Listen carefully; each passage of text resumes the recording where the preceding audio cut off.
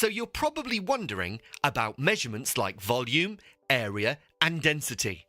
Where do they fit into the fundamental qualities? They are what we call derived quantities. This means that they are made out of other major quantities.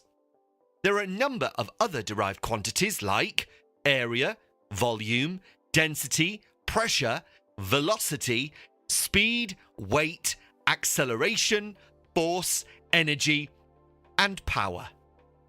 But in this lesson, we are going to focus on area, volume, and density. Mass, length, and time are what we call the basic physical qualities. And it's from these qualities that area, volume, and density are derived. Let's look at area first.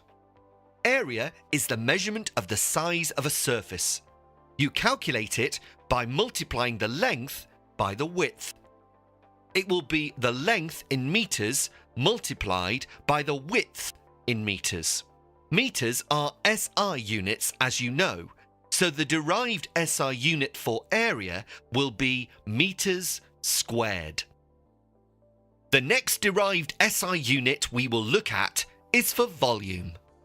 Volume is the measurement of how much space an object occupies. The volume of a regular cube can be calculated with the following formula. Length multiplied by width multiplied by height. The SI units are in meters, so the answer will be in cubic meters. Depending on the size of the object, you may use millimeters or centimeters. So these will be cubic millimeters or cubic centimeters. The next derived SI unit is density. Density can be defined as the mass per unit volume. Basically, it tells us how much kilograms are in every cubic meter of the object. We measure it by dividing the mass in kilograms by the volume in cubic meters. So the derived SI unit for density is kilograms per cubic meter. So why is this important to know? Knowing what quantities to use means that you will be working on the same level as everyone else. You can compare your answers because you are using the same formula.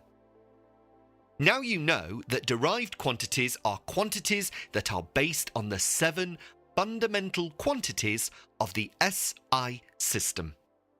There are meters squared for area, cubic meters for volume, and kilograms per cubic meter for density.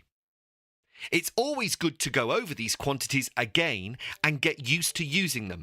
Why not try finding these quantities for an object you have at home? See what the area, volume, and density is and convert it to SI units. Happy measuring!